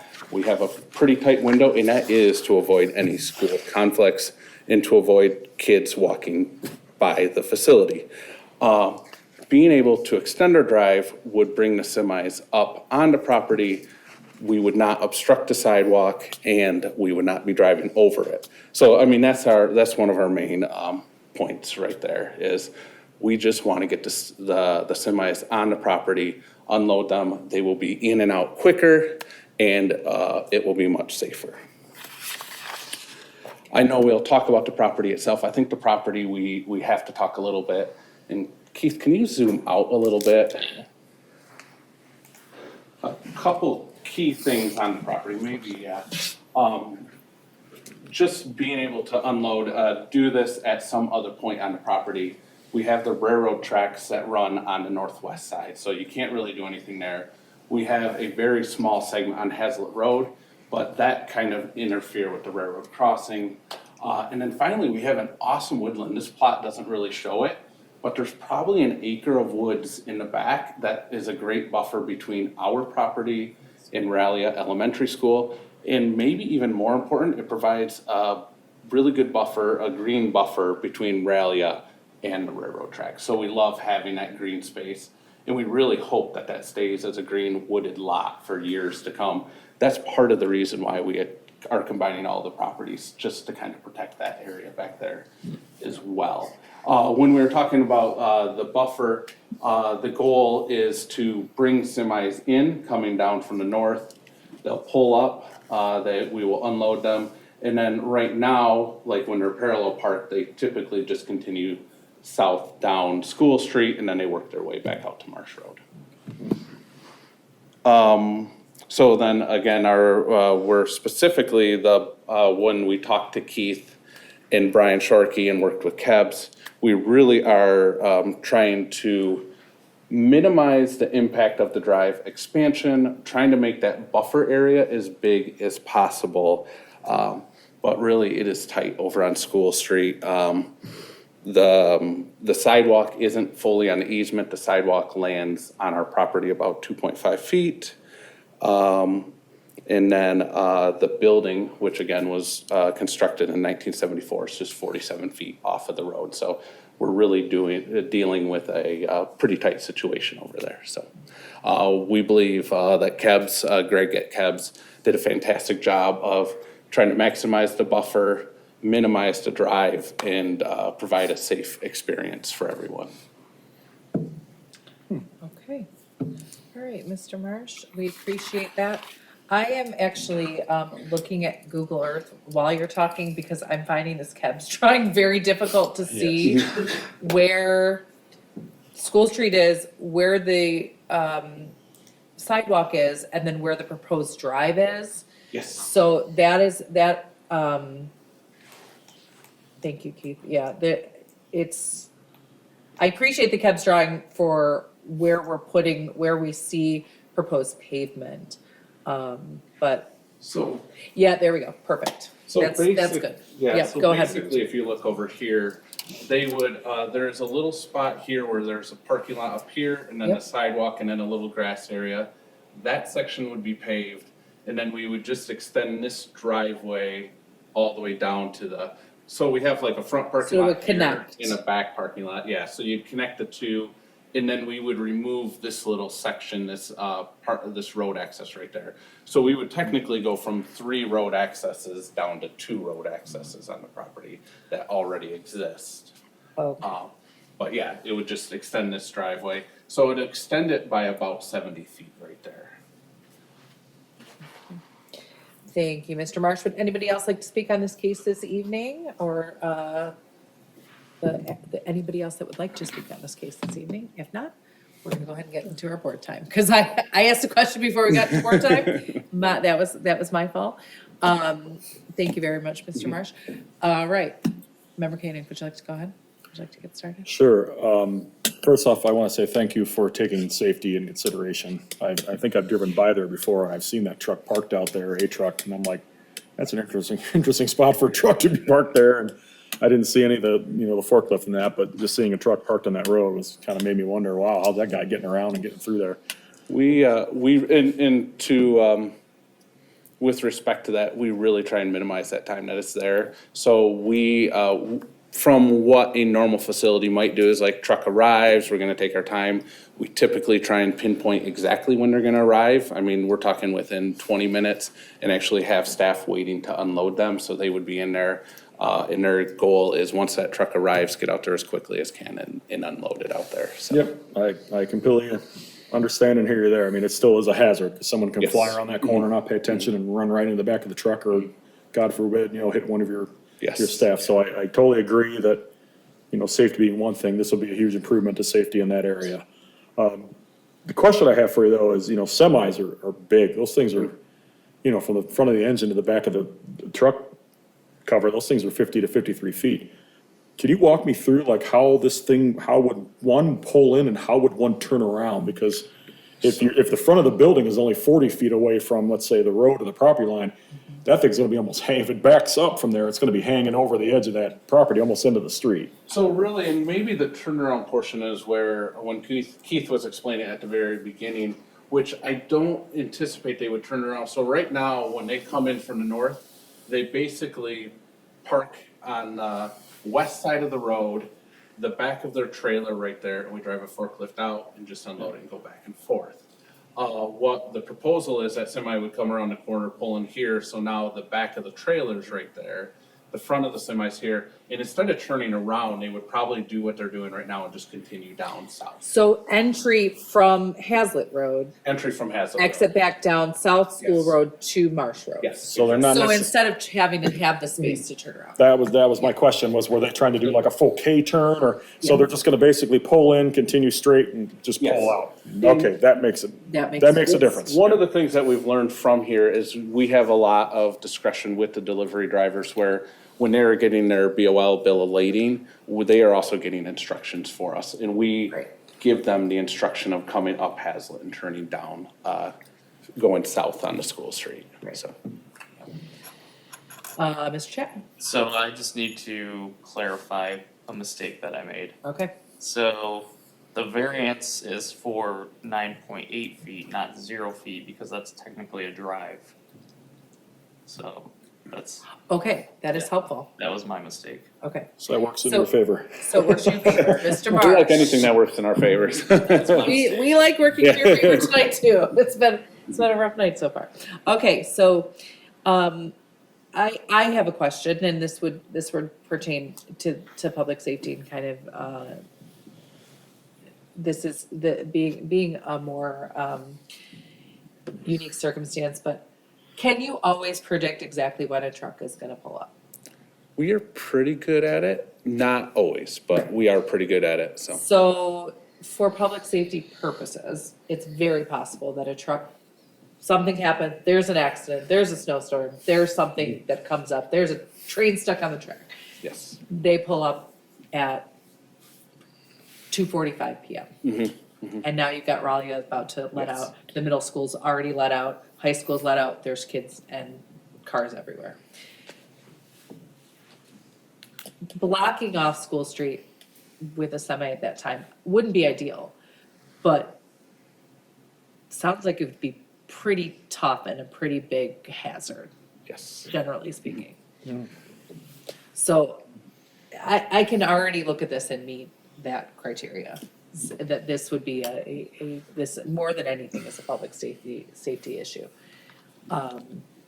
School Street is very narrow. It's a very narrow road. and it's narrow for two cars, let alone for a semi and a car. Oh, yeah. So, you know, that's just where I stand with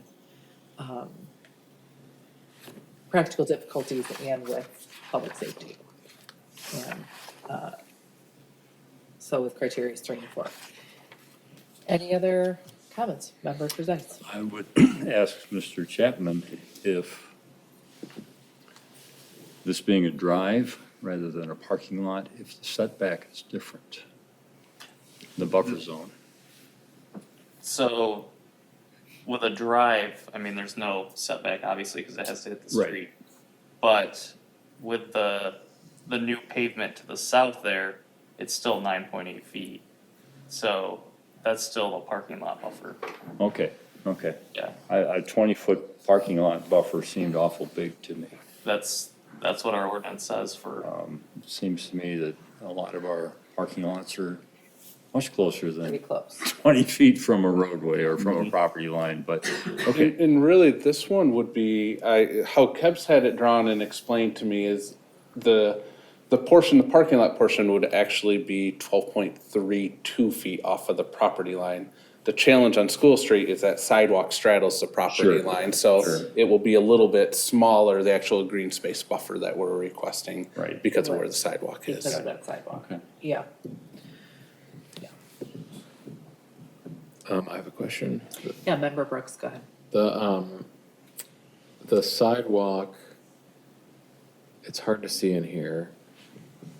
Is it, I'm assuming that the sidewalks is still gonna run north-south through here, and all of that fits within what we would expect, given the driveway comment as well? Like, does a drive impact a sidewalk differently than a? no, the sidewalk wouldn't change the location. That's Okay. the same. All right. I'm looking at it here too, which, what this, I'm looking at it Yeah. on Google Earth, which helps kind Yeah. of. Looking at the cat's drawing, I'm Yeah. like, it's hard for me to. Yeah, but my other comment here is that I think this makes sense. This is you have a business need here, and this is an industrial property. And it makes sense that a semi would be necessary to do this, and it seems much safer to be able to pull it in rather than leave it on the road. So however we need to do that, and if this is the best variance that we can, or the minimum variance that we can grant to do that, then I think that makes sense. And really, I'm trusting Keb's in this standpoint of we ask them to draw the minimum size required. I mean, a little bit financially because minimum is gonna cost us a little bit more, but also more importantly, minimalist for what we truly need it for. It's not like we have this constant stream of semis coming in there. It is once or twice a week usually where we have these deliveries. So it is rarely used to that extent, but we do want that driver to feel safe pulling in and comfortable, like they have enough room, so. Yeah, the other comment I would add based on that is that given the age of the building creates definitely unique set of circumstances for Yes. why variance is necessary.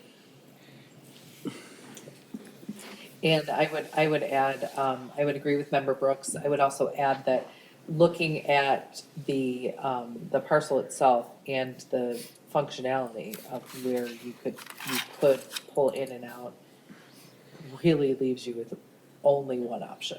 I mean, I think, Mr. Marsh, you could probably attest to that. You probably have thought about, how could we do this any other way? You got the railroad track, you got the school, you got a narrow road, you got, I mean, you're really pinned to only one Can't you spot. get your shoes delivered by rail? They just throw it off the car right right, into the. Oh, man, yes. I mean, that could be a whole new stream of, extreme sports. Man, I'm not Catching- sure if people would want that train to stop and block that hazard road for that. Right, depending on which way They it's coming from. It's We, okay. we are now, that's Jake, one of my co-owners over there. We are now very aware of how many trains use that Yeah. Oh, yeah. track a day. That Big is issue. Yeah, way more than I ever knew. So right, it's a lot. right.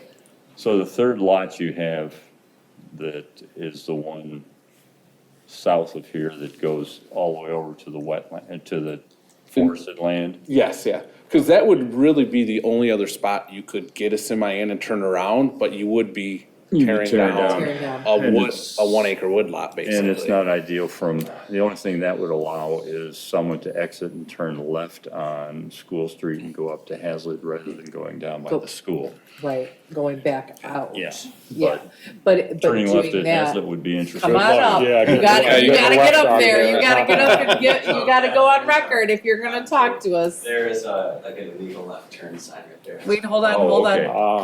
Come up, tell us your name so that we can get it on the minutes. Jake, Crow from Playmakers. Okay, hi, Jake. Live in Hazlitt. But yeah, there's an illegal left-hand turn there, so you can't go north and turn left. You cannot go Cannot. out. Okay. Not even a car, Onto but Hazlitt. let alone a semi-truck would Okay. never wanna go All left right. All there. right. And I imagine that's probably for sake of not only safety, but also that railroad tracks right there. Oh, yeah. And I'm thinking a semi truck can't really make that right hand No, turn there's- out of there where there's not enough the radius. wall and that building is. Oh, yeah, Okay. absolutely, as tight as that is. Yeah, I mean, I'm looking at this, guys, I feel prepared to take a look at criteria. Sure. So I will, jump straight into criteria 1, unique circumstances exist that are peculiar to the land or structure that are not applicable to other land or structures in the same zoning district, and these unique circumstances are not self-created. I can meet that criteria. I think have no that's- problem with it. Agreed. Yeah. Criteria number 2 says strict interpretation and enforcement of the literal terms and provisions of this chapter would result in practical difficulties that would prevent the owner from using the property for a permitted purpose. We have a commercially zoned building they can't get trucks to. So again, we can get trucks to, but we're entering Safety into a hazard. very unsafe and very challenging type of situation. You don't think an 8-foot driveway through there is wide enough for a semi? I mean, it doesn't seem to have been working so far. No, So- I agree with that also. Yeah, I can absolutely meet criteria 2 easily. Criteria 3 is granting the variance is the minimum action necessary that would carry out the spirit of the zoning ordinance, secure public safety, and provide substantial justice. Again, from a public safety standpoint, I can meet this all day. I mean, this just makes sense. It really does. I think they've taken great consideration to keep in mind what they could do to help minimize the impact on the neighborhood around it, especially considering that is where all, like, the Hazlitt schools sit. It's the only way I see that they can get the truck off the street.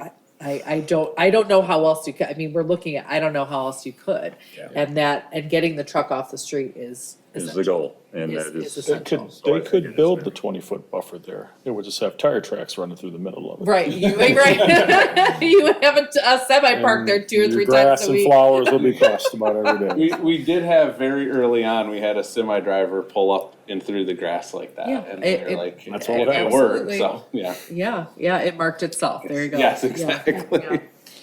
yeah. Number 4 would be granting the variance will not adversely affect adjacent land or the essential character in the vicinity of the property. I think already we've noticed that they're keeping that green space behind, which is something that I know a lot of us feel very passionately about. It seems like they also feel very passionate about. So I mean, I think this minimizes that impact to the neighborhood and also really protects people. Yeah, Yeah, member Kane. I would think just getting that truck off the street would be a benefit to the neighbors you bet. Huge and not a burden. boost, yeah. All right, and criteria 5 says granting the variance will be generally consistent with the public interest and the purposes and intent of this chapter. And again, I can meet that criteria. No question. Yep. All right, okay, in that case, we have a motion.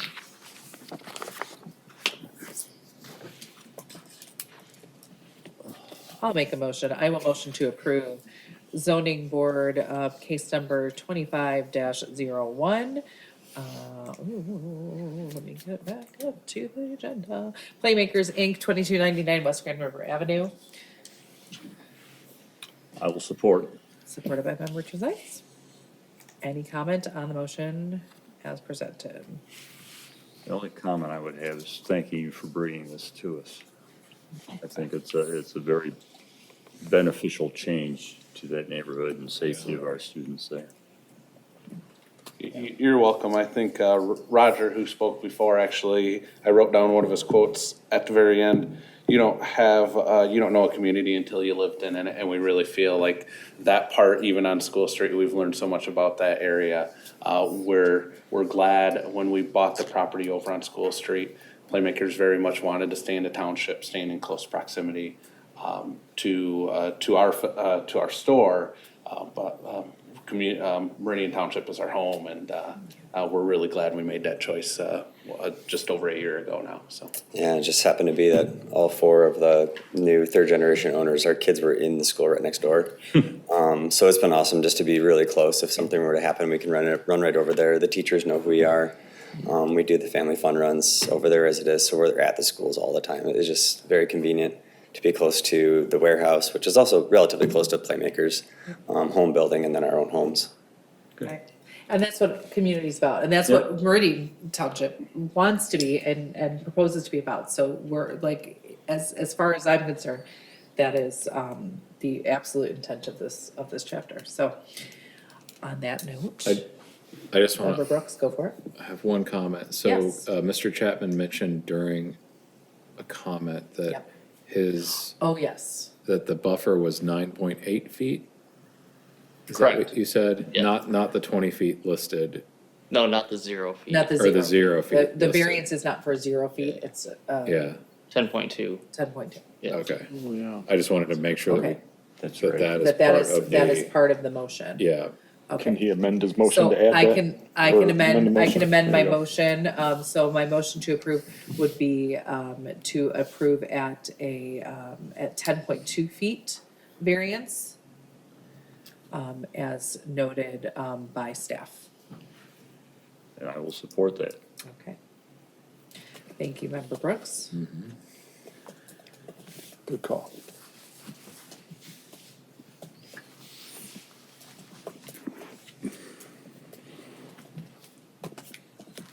All right.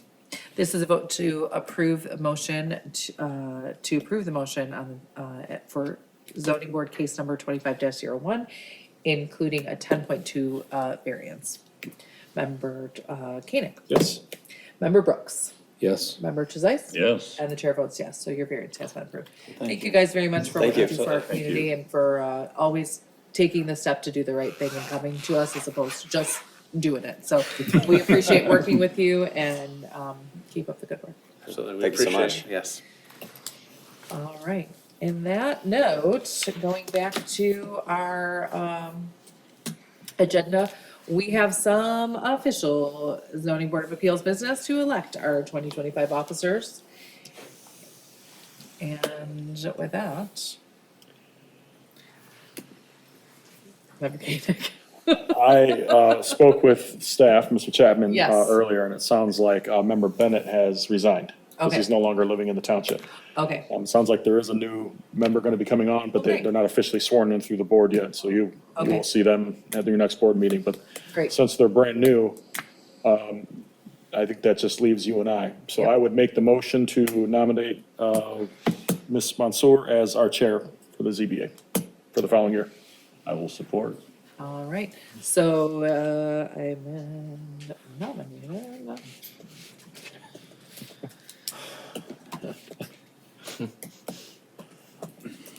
Can the planning commission member be nominated? No. No. Okay, good. Yeah, yeah, Okay, you're like, good. okay, good. That's fine.